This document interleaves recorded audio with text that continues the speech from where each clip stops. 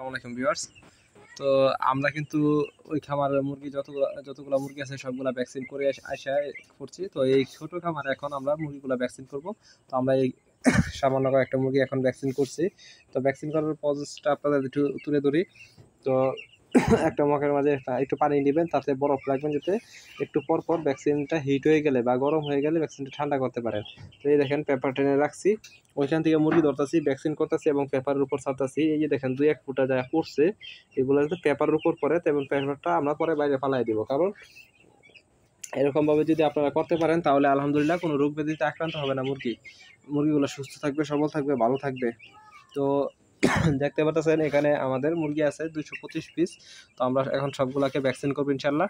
তো আলহামদুলিল্লাহ আমরা ওই খামারে ভ্যাকসিন শুরু করছিলাম রাত্র 12টায়। তো ভ্যাকসিন আমাদের শেষ হয়েছে 1:30টায়।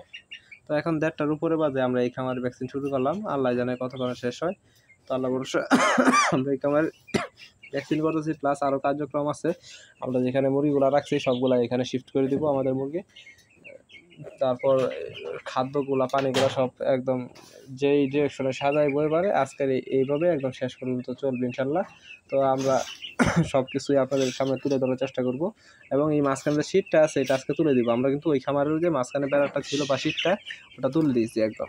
তা আপনাদের আগামীকাল ভিডিওর মাধ্যমে দেখানোর চেষ্টা করবো ইনশাল্লাহ। আজকে তো সময়ের অভাবে ভিডিও করতে পারি নাই, তো আগামীকালটা ভালো করে আপনাদের সামনে তুলে দেবো। তো আমি ভ্যাকসিনের প্রসেসটা তো আপনাদের দেখাইলাম। তো এটা হলো ভ্যাকসিনের পানি। এই পানিতে 1000 ডোজের পানি, এতটুকু পানি থাকে। তো আমরা 500 মুরগি ভ্যাকসিন করছি, এতটুকু আসছে। তো এটাতে আরও কম করলে 400-500 মুরগি ভ্যাকসিন করা যাবে।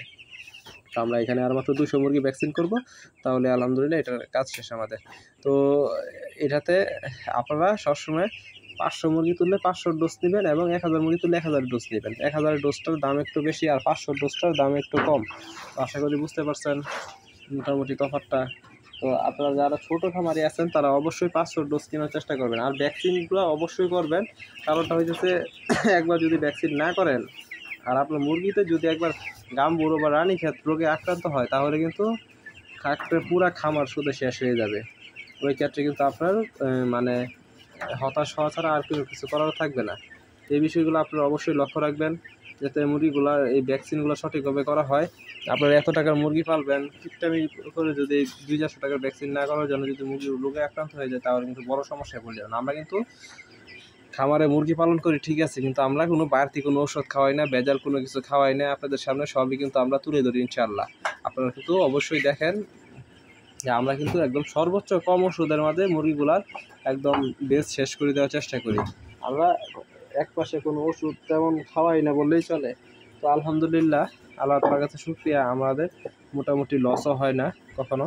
আল্লাহ তাআলা যাই দেয় তাই কিছু হলেও থাকে। তো আলহামদুলিল্লাহ এই বেঁচে কী যেন হয় এটা আল্লাহ ভরসা, আল্লাহ ভালো জানে। তো এই ভিডিও এই পর্যন্তই। সকলে ভালো থাকবেন, সুস্থ থাকবেন। আসসালামু আলাইকুম।